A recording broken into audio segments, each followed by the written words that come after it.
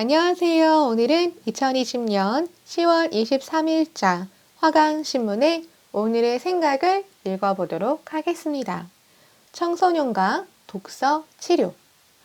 한국아동학대 예방협회 회장 이백은님의 오늘의 생각입니다. 읽은 책의 내용에 대해 자녀와 서로의 생각을 나누는 것은 청소년들에게 어떤 시험에도 당당히 맞설 수 있는 마음의 안정과 도전의 용기가 될 것이다. 가을이 되면 황금 들녘을 지나 물색 하늘에 닿으리라. 떨리는 음향, 빛고운 노을 지나 하늘이 쏟아져 내리는 그곳까지 바람에 날려도 좋으리. 당신 가슴에 가을 하늘 한 자락 옮겨 울릴 수 있다면. 김소엽 시인이 가을에 쓴 낙엽의 꿈 일부다. 하늘이 높고 말이 살찌인다는 가을은 독서의 계절이라는 말이 있다. 그러나 독서에는 계절이 따로 있을 수 없다. 약속을 잘 지키는 부모를 둔 자녀가 약속의 중요성을 아는 것처럼 책을 가까이 두고 사는 부모를 둔 아이도 책 읽기를 좋아하는 청소년이 될 것이다. 어린 시절 많이 들어본 형설지공은 가난하여 등불을 켤 기름을 구할 수 없어 여름이면 배 주머니에 반딧불이를 모아 새어나오는 빛으로 책을 읽은 진나라 남경 사람 차윤과 겨울에 하얀 눈에 비친 달빛으로 책을 읽었다는 송강에서 유래된 고사성어다. 18세기 영국 상류 사회의 필독서였던 아들에게 보낸 편지에서 필립 체스터 필드는 사랑하는 아들아, 지금 현재를 어떻게 살아가느냐가 너의 인생을 결정한다고 했다. 나는 이 명언을 많은 책을 읽고 보낸 젊은 날이 그 사람의 내일을 결정한다는 말로 바꾸고 싶다.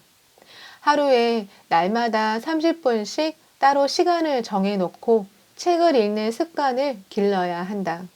학교에서는 성적을 올리기 위해 공부하지만 사회에서는 살아남기 위해 책을 읽는다.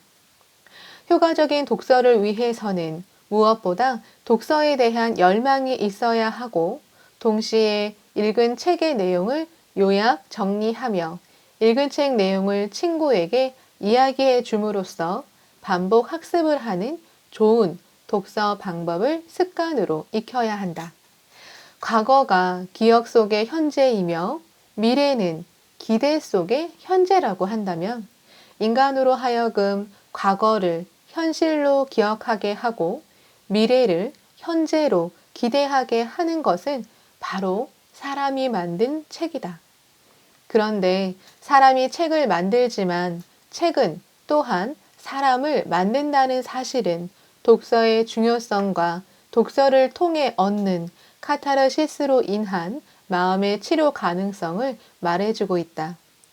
19세기 한국 문인화의 대표작이라고 하는 추사 김정희의 세한도를 사들인 손세기는 세한도 그림만 봐도 잠이 잘 오고 화가 풀렸다고 했는데 예술의 놀라운 치유력을 말해주고 있다. 이처럼 미술치료나 음악치료와 같이 책을 하나의 도구로 하여 정신 건강을 증진시킨다는 의미를 갖는 독서 치료는 책을 읽음으로써 치료가 되고 도움을 받는다는 것이다. TV나 라디오가 없었던 시절, 옛 어른들은 임경업전이나 수경낭자전을 읽으며 때로는 분노하고 때로는 눈물을 흘리기도 하였다. 독서 치료에는 동일시와 카타르시스 그리고 통찰의 원리가 있다. 동일시 원리는 책에 등장하는 특정 인물의 태도나 감정, 행동을 마치 자신의 체험인 것처럼 느끼고 받아들여 행동하는 것을 말한다.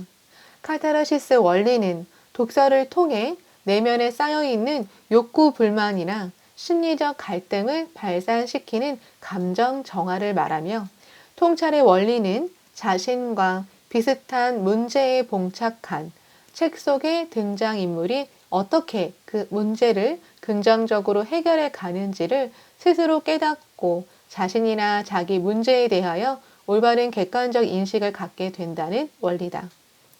20세기 인류 문명사의 우뚝 선 프로이트의 정신 내면 세계에 대한 탐구 이래 마음의 병을 치료하며 건강한 사람들을 더욱 건강하게 복돋우는 상담 치료 기법은 그 수직적 깊이와 수평적 넓이를 확대해 왔다. 특히 1930년대 초 미국의 제형군인 병원으로부터 시도되고 검증되기 시작한 독서 치료가 해마다 그 지경을 확대해 온 것은 바람직한 일이다. 사람들은 누구나 마찬가지로 자신들의 스토리를 가지고 있다. 그 스토리는 청소년의 문자화되지 않은 삶이며 스토리를 통해 자신의 강점과 약점, 불안과 소망, 가족이나 친구들과의 관계와 문제들을 읽을 수 있다. 스토리를 찾는 방법은 여러 가지가 있겠지만 독서를 통한 간접적인 접근은 그 청소년의 어린 시절 자아감이나 심리적 안정감, 어머니로부터의 최초 분리 불안이 성장하면서 미친 영향 등을 이해하는 데 큰 몫을 할 수 있을 것이다. 독서를 통해 청소년들은 자신의 의지를 포기하고 단체 의지만을 수용하는 평범한 인간으로부터 자신들의 이상과 기준을 정하고 자신을 받아들이며 창조적 작품들에 의해 자신을 표현하는 바람직한 인간으로 성장할 것이다. 이와 같은 일련의 과정에 적응하지 못하는 청소년들에게 요구되는 것이 바로 독서 치료라고 할 수 있다. 독서 치료는 상담 기법의 하나이며 상담에 있어서 공감은 매우 중요한 위치를 차지하고 있다. 공감은 머리에서 가슴으로의 긴 여정이라고 할 수 있다.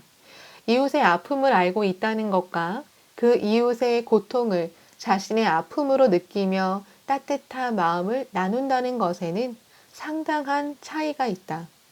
공감은 행동을 요구한다.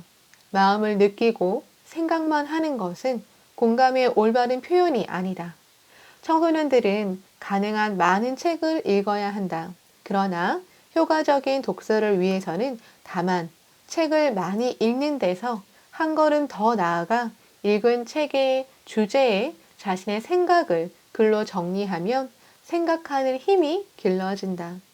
방황하는 청소년들이 점점 증가하는 우리 사회에서 청소년들의 비도덕적 행위를 예방하고 건강한 청소년을 더욱 건강하게 복돋우기 위한 독서 치료의 필요성은 증가하고 있다.